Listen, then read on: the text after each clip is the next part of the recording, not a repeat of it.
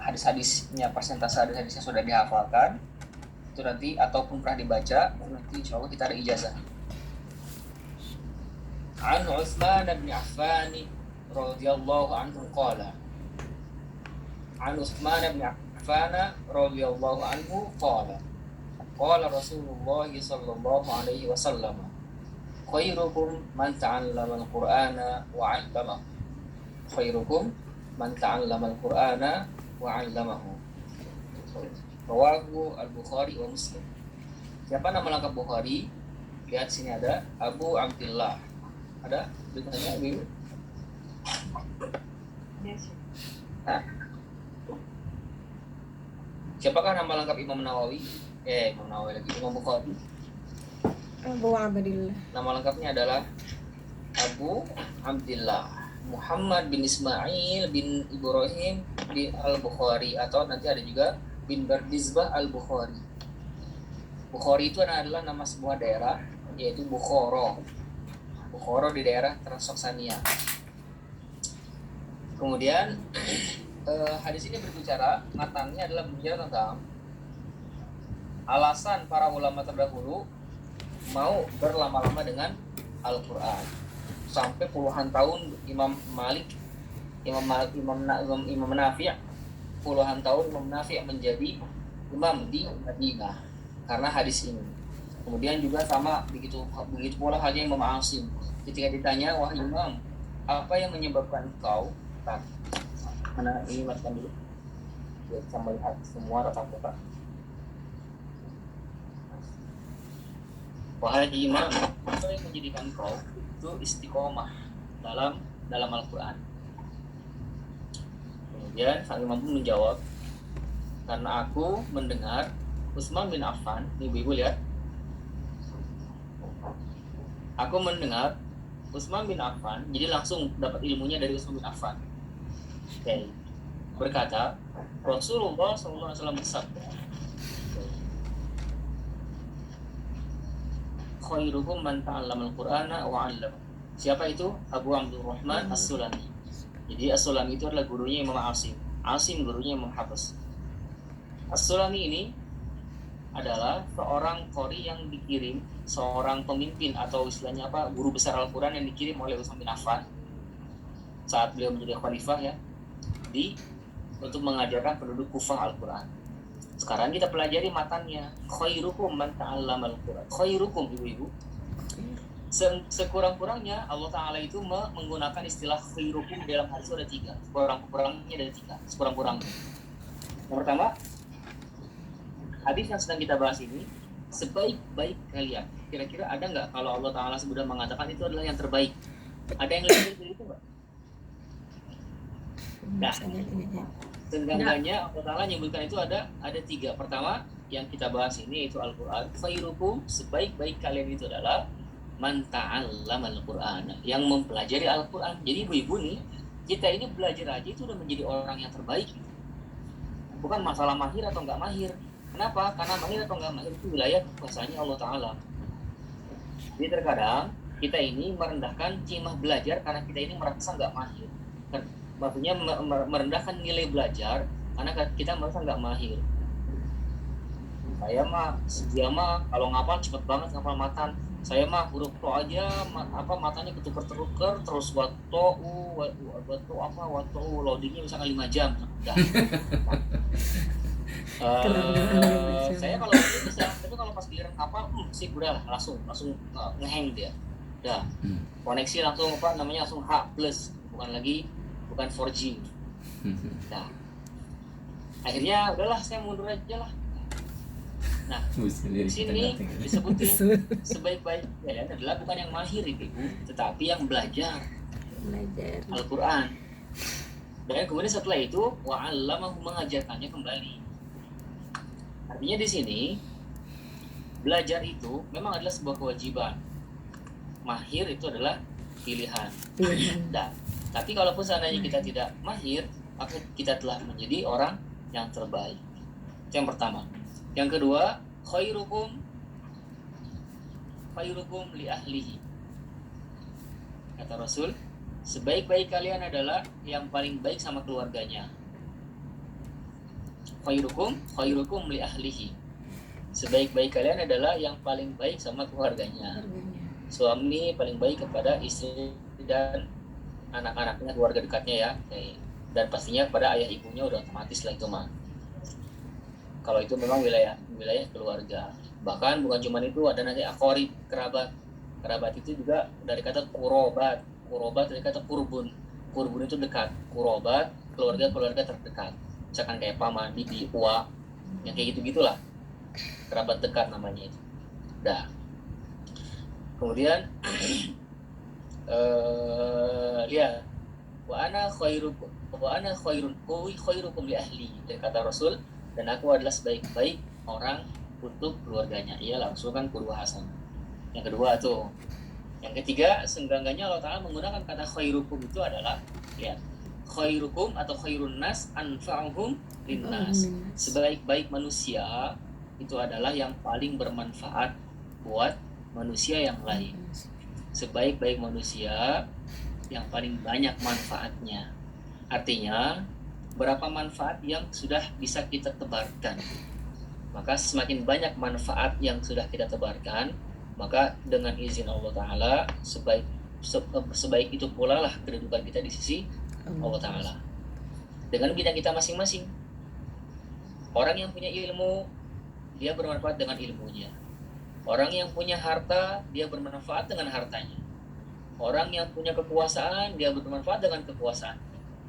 Dan yang lain-lain. Oke. Dan tidak bisa orang yang berilmu bermanfaat dengan hartanya, bukan bidangnya. Kecuali kalau dia samping orang berilmu, dia juga adalah seorang hartawan juga, bukan pengusaha. Karena pengusaha itu mungkin sifatnya bagian daripada bentuk ikhtiarnya saja. Oke. Ada usahanya nanti dia sukses atau bangkrut, itu kan di luar yang lain. Jelas poinnya adalah masing-masing orang itu, seorang dokter ya kan, bermanfaat dengan ilmu medis. Seorang apa lagi ya? Seorang notaris, di sini ada berita misalkan bermanfaat dengan tanda tangannya itu kan. Apalagi seorang apa lagi? Ibu di sini ada apa aja sih? Seorang dokter gigi, kayak Bukhot, dia seorang dokter gigi misalkan bermanfaat dengan bukan ya, misalkan lah.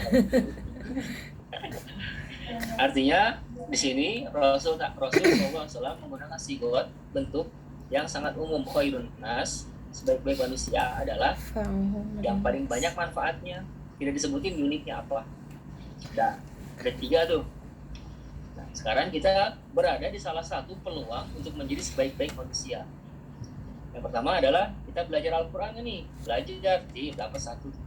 Kalau seandainya kita juga udah punya keluarga dan kita yang paling baik buat keluarganya, 2 tuh langsung tuh orang terbaiknya itu. Jadi apa namanya istilahnya bintang penghargaannya itu langsung nambah tuh. Kalau ternyata kita juga misalkan banyak juga manfaatnya, karena ada orang pinter tapi nggak bermanfaat buat sampingnya, karena kepintarannya itu adalah untuk dirinya sendiri aja. Nah, mungkin ada yang seperti itu.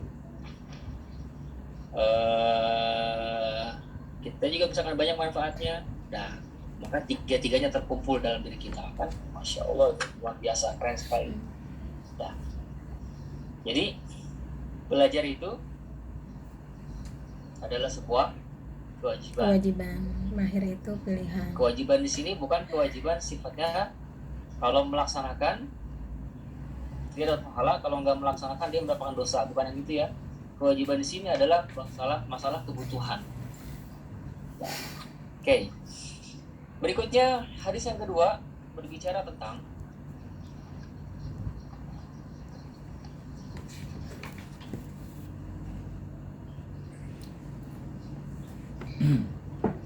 ini ya. Kalau tadi yang pertama dari Utsman bin Affan, kalau sekarang dari Aisyah radhiyallahu anha qalat, qala Rasulullah, ada hadisnya Ibu? Ada yang megang bukunya atau kita share screen aja ya? Ada sih. Coba Cung, siapa yang belum megang bukunya? Ada yang belum megang bukunya? Oke, Bu Desna, berarti masih ada ya. Berarti kita share screen aja.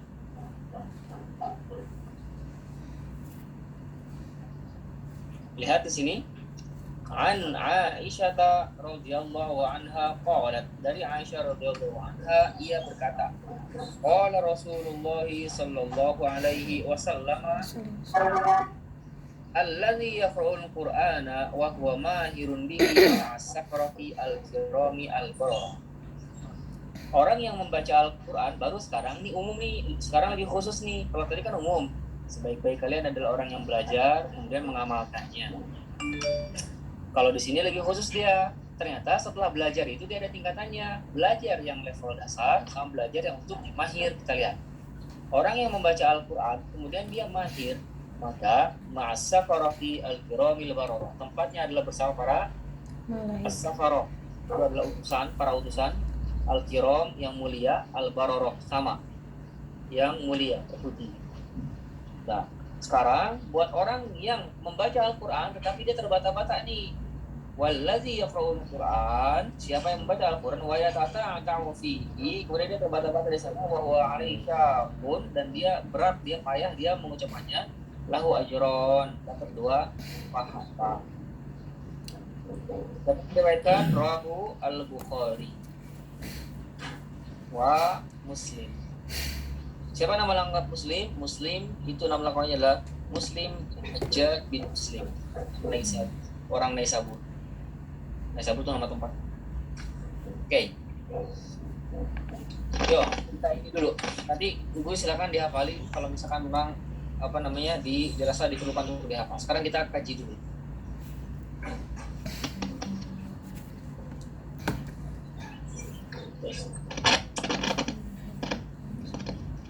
Hadis yang kedua ini berbicara tentang perumpamaan.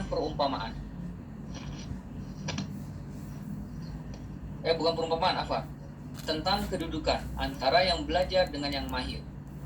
Belajar terbata-bata dengan belajar dan mahir. Inilah yang memotivasi kita ketika kita belajar memang untuk level tertingginya, yaitu untuk mahir. Ini mimpi kita.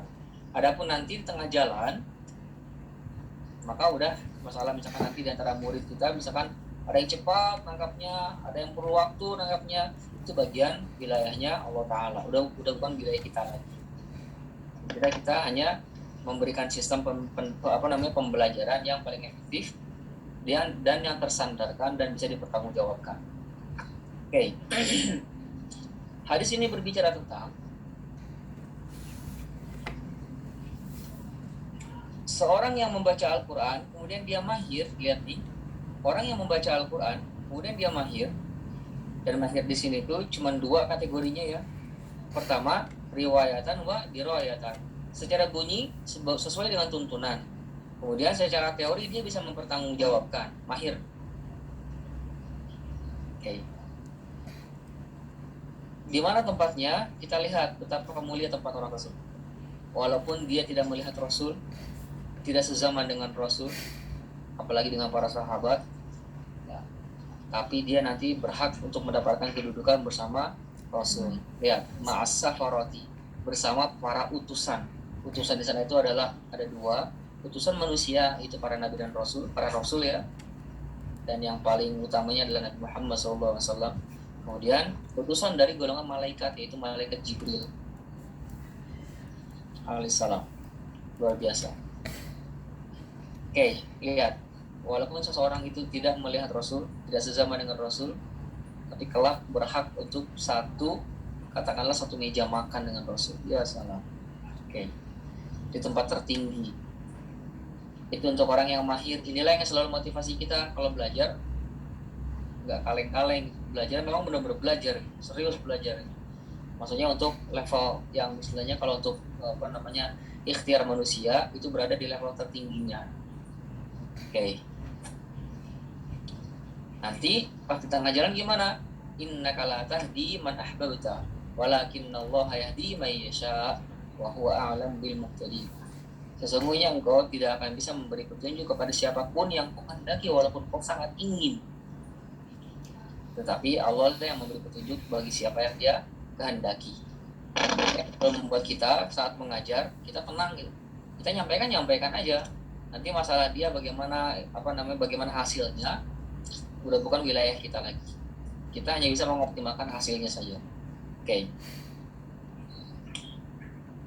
Kemudian yang kedua, orang yang membaca Al-Quran, wayatata atau dia terbata-bata dia. Terbata-bata, tahu seperti apa yang terbata-bata?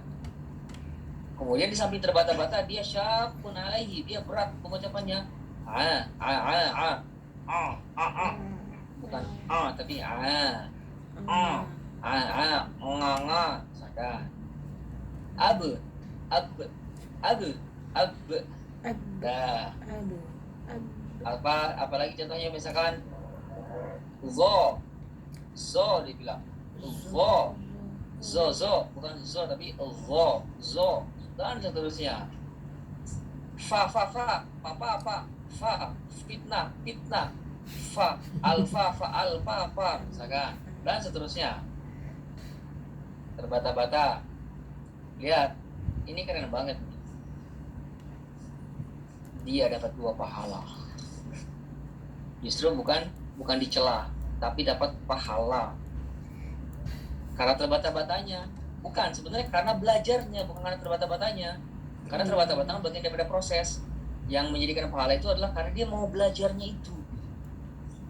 Artinya di sini Allah itu tidak menjadikan seseorang yang belajar itu sia-sia. Mahir dia kedudukannya jelas, terbata-bata pun dia tetap dapat pahala. Udah, kira-kira apa lagi kita cari? Inilah yang menjadi alasan kita pribadi Anda sendiri juga. Ketika belajar memang nggak tanggung-tanggung kalau seandainya sumber ilmu itu ada di ujung dunia manapun, kita kejar jauh. Dan ini bukan hal yang sulit kalau kita sudah punya azam. Yang sulit itu adalah ketika kita tidak punya azam, ketika kita tidak punya tekad, kita hanya modal saya ingin hafal Quran, tapi nggak ada azam, dijamin nggak akan ada usaha. Kalaupun ada usaha, tidak akan maksimal. Nah, karena saya harus itu berbeda dengan saya ingin.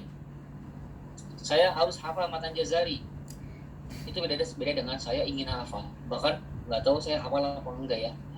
Tapi kalau bukan masalah saya sekarang, latar belakang saya itu adalah misalkan pendidikan umum, SMP, SMA, misalkan umum.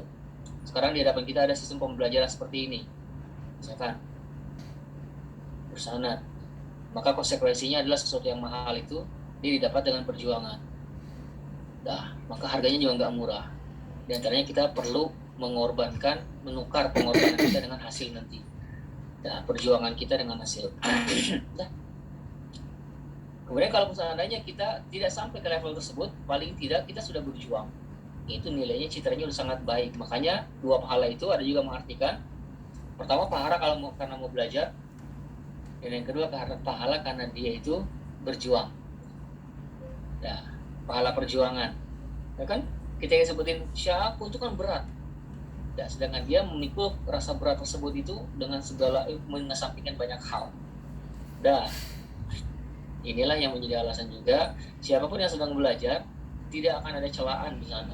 Nah, kalau misalnya ada yang salah, justru kesalahan tersebut itu akan menjadi jalan buat dia menjadi tahu, dan tidak akan mungkin dia istilahnya apa ya. Pokoknya kalau dalam sistem belajar itu kita masih mungkin trauma, mungkin ya pernah ada trauma, termasuk Anda sendiri juga dulu ketika SD. Pokoknya kalau hal yang sifatnya itu hitung-hitungan atau apalah, wah udah berapa kali ini kena cewek atau kena guru atau bahkan sama bapak sendiri, itu kan susah banget sih belajar, pokoknya berkaitan sama hitung-hitungan lah. Nah, karena saat itu kita image-nya kalau sana ditanya sama guru nggak bisa, malu kita. Nah, dan diketawain sama anak-anak gitu. Ini dari sana menghasilkan trauma kan. Akhirnya sampai sekarang ke bawah tuh, kalau dalam belajar ditanya nggak bisa, malu kita. Padahal ditanya nggak bisa, maka kan kita dan nggak mungkin ditanya nggak bisa, karena ketika ditanya itu sesuatu yang pernah diajarkan. Bahkan mau bertanya pun malu kita. Udah jelas-jelas kita ini pengen ada yang ditanyakan gitu. Tetapi karena malu, mungkin kisah-kisah masa lalu. Dah, kisah-kisah masa lalu yang begitu indah gitu. Kalau nanya salah diketawain atau apalah. Tapi kalau di sini mah nggak akan seperti itu. Benar nggak akan dipuji, salah nggak akan dicaci. Dah. Kenapa? Karena salah dan benar sama-sama mulia. Dah. Oke. Itu tentang masalah hadis ini. Artinya kalau Allah Ta'ala benar-benar memuliakan orang yang mau belajar, maka selanjutnya dibedakan yang belajar itu ada 2 macam. Ini urutan hadis ini juga keren banget Imam Nawawi ini. Pertama disebutin konteksnya Al-Quran dulu, setelah Al-Quran baru ke hadis. Ini bahwasanya Ahlus Sunnah itu dia tidak akan bisa dilepaskan dari Al-Quran dan juga Al-Hadis. Oke, baru setelah itu nanti ijma para sahabat dan juga qiyas. Oke. Baru setelah itu orang yang belajar dibagi jadi dua di hadis ketiga ini, di hadis kedua ini, yaitu yang mahir dan yang terbata-bata. Ada juga yang menafsirkan arti hadis kedua ini yang kita bacakan itu adalah untuk orang yang sudah hafal Quran, bukan orang yang belum hafal Quran yang membaca dengan melihat mushaf, tetapi orang yang membaca dengan tanpa melihat mushaf. Orang yang membaca tanpa melihat mushaf, atau kita katakan bahasa Prancisnya itu ditalar. Ketika dia nalar, tahu nalar? Ditalar. Dihafal. Apa ditalar itu kira-kira? Bukan. Ditalar itu apa, buat? Dihafal Di luar Syekh. kepala. Udah dihafal ya, luar kepala. gitu kan. Contoh, amma yatasaalu anin naba'il azim. Itu namanya ditalar. Kalau ngelihat pakai mushaf nih namanya dibaca itu. Walaupun sebenarnya sama-sama aja. Nah, tapi dalam istilahnya berbeda. Ditalar membaca tanpa melihat, dibaca dengan melihat. Nah, ini untuk berbicara untuk orang yang menalar Al-Qur'an. Ada dua macam. Orang yang pertama adalah lancar kayak jalan tol, mulus. Dan yang kedua, ditalkin dia. Sedikit-sedikit diingetin, sedikit-sedikit diingetin. Amma yatasaalun. Apa ya? Oh iya, anin naba'il azim. Apa ya? Hendak gitu. Nah, itu yang terbata-bata. Nah, ada dua. Yang pertama adalah yang lancar sama yang terbata-bata. Ini tafsir ini menurut siapa? Ini menurut salah satunya adalah salah satu guru kita juga, Syekh Dr. Ahmad Al-Ma'sarawi. Syekh Al-Ma'sarawi. Jadi ini berbicara tentang orang yang sudah diwariskan kepadanya Al-Qur'an. Sesuai dengan ayat yang paling pertama nih, di dalil yang paling pertama yang kita bahas kemarin. Orang yang diwariskan kepadanya Al-Qur'an, maka setelah itu orang terbagi menjadi 3 golongan. Golongan pertama adalah golongan orang yang rugi, orang yang zalim dikatakan. Zalim dirinya sendiri, yaitu orang yang ini nih hafalan, tapi setelah hafalan itu dia langsung hilang begitu saja, tak berbekas.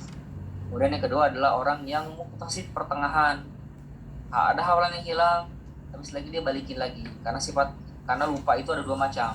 Lupa yang karena lalai, sama lupa yang sifatnya itu karena manusia, sifat alamiah manusia. Lupa karena lalai atau lupa karena sifat alamiah manusia. Misalkan Busuli ini misalkan mau membacakan Al-Quran, katakanlah. Dia udah diulang-ulang ayat tersebut, itu sampai 10 kali sama Busuli, udah hafal juga. Tapi pas dalam perjalanannya pas baca, kok lupa ya? Nah, misalkan Busuli lagi mau setoran nih, setoran 1 halaman. Udah dihafal itu sebenarnya, udah diulang-ulang. Pas lagi setor, baru ayat pertama, kok ngeblank. Nah, itu sifat manusia namanya. Nah, misalkan juga budok udah ngapalin sifatul huruf nih, huruf ta sifatnya adalah 1 hamas, cuman ada yang iseng kan, misalkan di sini Bukhari iseng hamas, langsung budok hamas apa ya langsung ngeblank tuh yang tadinya udah siap. Nah, itu sifat alamiah namanya. Sifat alamiah. Oke, jadi ada 2 tafsiran, kita hadirkan aja semua sesuai dengan yang pernah kita lakukan. Dah, 2 ya, cukup 2 ya? 2 cukup? Lagi Syekh. Lagi, wah mantap gitu. Yang lain gimana nih? Hah? Biar mikir ya, nama satu lagi ya. Lagi Syekh. Iya. Lagi. Itu yang kedua, berbicara tentang keutamaan. Keren banget. Sekarang kita coba yang ketiga.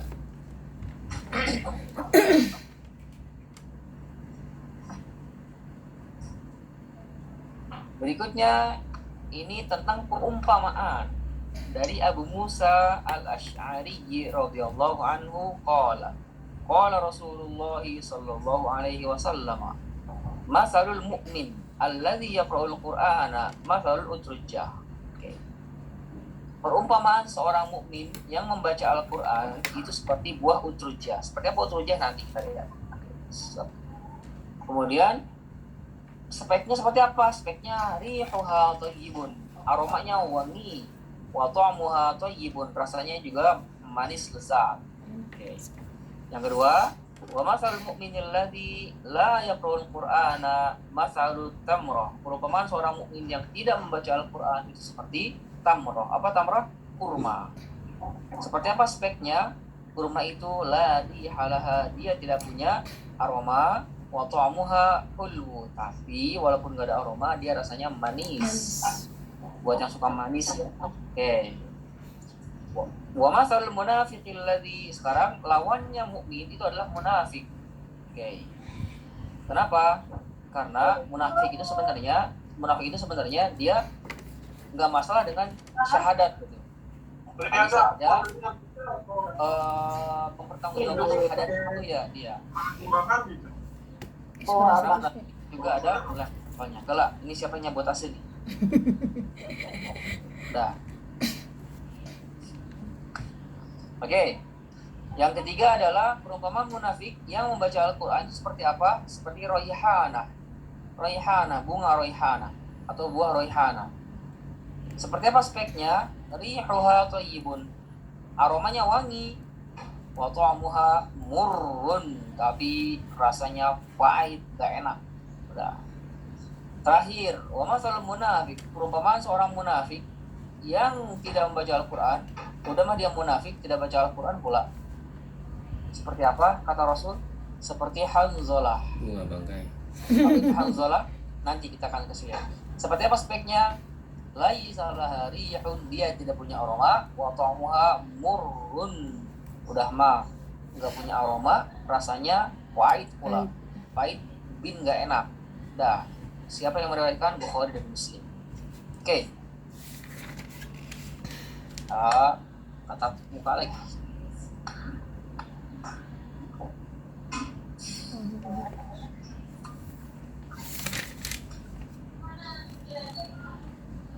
Setelah membagi dua orang yang belajar, bagian pertama adalah bagian yang mahir, bagian yang kedua adalah bagian yang terbata-bata.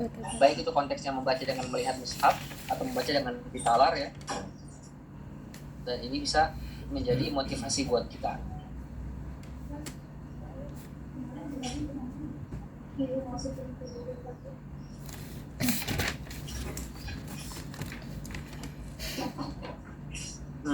Ini yang hadir ada berapa orang? 26. Banyak juga ya. Ini ada berapa kafilah sih? 1, 2, 3, 4, 5 5 kali 4, 26. Ini berapa kafilah ini? Kafilah Buros. Terus Cetet juga ada. Kafilah Citet. Kafilah Citet mana yang kafilah Citet? Kafilah Citet mana? Tadi udah masuk cetet. Bukan Citetnya, tapi kafilah Citetnya. Oh, Uni Ami ada. Ada. Cetet. Oh, ada Gurita. Terus Uni Ami ada. Ada Uni Ami. siapa? Bu Ami ada Bu Ami. Mana Bu Ami nggak ada? Tadi bilang ke saya. Ada Syekh, ada Uni Ami ada. Di halaman Mana kedua Bu Ami nggak ada? bilang halaman kedua saya. Uni Ami Mana lagi, Bu Ami? lagi Nggak ada. nyiapin anaknya sekolah. Syekh. Biasanya suka paling atas soalnya di layar anak. Di mana? Oh, Yang ini. ada saya ada di tengah. Oh, ada di halaman kedua sih itu. Yalah, atur aja lah. Ada ya. Ada Oh, terlihat. kan soalnya Walaupun off cam katanya jadi aja ada kan. di layar kedua. Ya, walaupun katanya aja kan. Beneran ada ya? Masa sih? Ada sih di yang keduanya diklik. Itu ada Bu Ami. Oh iya, betul Iya. ya. Samping Bu Nur Aini, Nur Asini. Ini masih yang itu. Oke, Beda-beda ya. hadis ketiga ini kita akan sedikit berbicara tentang pembagian seorang muslim. Seorang muslim itu adalah seorang yang satu bersyahadat, dua dia sholat, tiga dia zakat, puasa, saum Ramadan, kemudian haji ke Baitullah bagi yang mampu. Itu adalah seorang muslim sejati. Adapun muslim KTP, ya orang yang ya KTP Islam udah dia syahadat ya syahadat. Tapi setelah sholat nggak ada, nggak sholatnya. Ada nggak kayak gitu? Ada banyak. Sodako ada, zakat ya mungkin sholat, kalau sholat aja enggak, apalagi zakat. Puasa Ramadan kalau sholat aja enggak, apalagi puasa. Oke. Tapi sholat Jumat, iya sholat Jumat ya. Sholat wajib enggak. Atau sholat setahun sekali, sholat Idul Fitri, ya sholat. Nah yang seperti itu dinamakan munafik. Islam. Oke. KTP-nya Jadi Islam. dia Islam dia sebenarnya. Hanya saja keislamannya itu tidak sampai ke derajat mukmin, beriman. Nah, makanya di sini terbagi menjadi dua. Yang pertama adalah mukmin yang disebutin sama Rasul. Artinya seorang muslim yang menjaga keislamannya, identitas keislaman yang minimal yang 5 tadi. Nah, baru setelah itu dinaikin ke level keimanan yang ada 6 rukun iman. Iman kepada Allah, malaikatihi, wa kutubihi, wa rasulihi, wal yaumil akhir, wa tu'minu bil qadari khairihi wa syarrihi. Itu dia. Iman kepada Allah dengan segala hal yang berkaitan sama tentang keesaan Allah Ta'ala, malaikatnya, kitab-kitabnya, kemudian rasul-rasulnya, kemudian hari akhir, kemudian qada dan qadar. Oke. Di sini disebutin pertama adalah perumpamaan seorang mukmin, berarti udah bukan muslim lagi nih. Ini ngomongin mukmin. Nah, yang selalu menjaga tadi itu ya. Kemudian sudah mukmin dia itu dalamnya itu udah keren banget lah jiwanya lah. Ngaji pula, tilawah pula. Ya salam. Apa kata Rasul? Seperti utrujah. Utrujah ini di Indonesia seperti tidak tumbuh dia. Karena di Mesir pun, anak nanya sama orang Mesir pun banyak yang nggak tahu utrujah. Tapi di Saudi itu banyak. Oke. Kita lihat seperti apa sih tampilannya. Itu yang benar tadi utrujah itu. Langsung kita googling. Ada gambarnya, Ibu? Belum, Syekh. Kita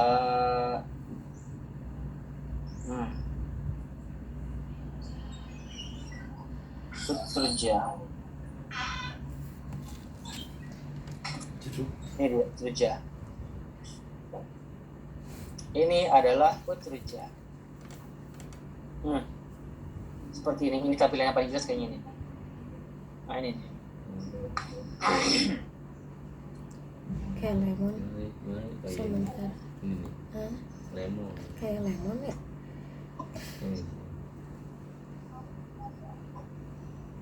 Ini sih lemon. Sejenis lemon. Ini dia utrujah. Tapi bukan juga ya. Kalau di kita mirip. Dan di sini disebutin tentang ininya apa namanya? Keutamaan-keutamaannya. Iya.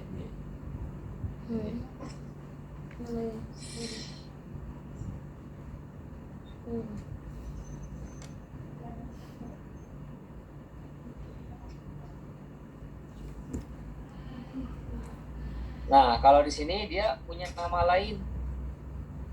Utrujah ini bagian daripada anwa tufah atau syakhokh atau kibad atau anggaplah sejenis jeruk lah ya. Dah. Kalau ini ada manfaatnya karena tidak ada yang tidak manfaat ini dia. Utrujah ini.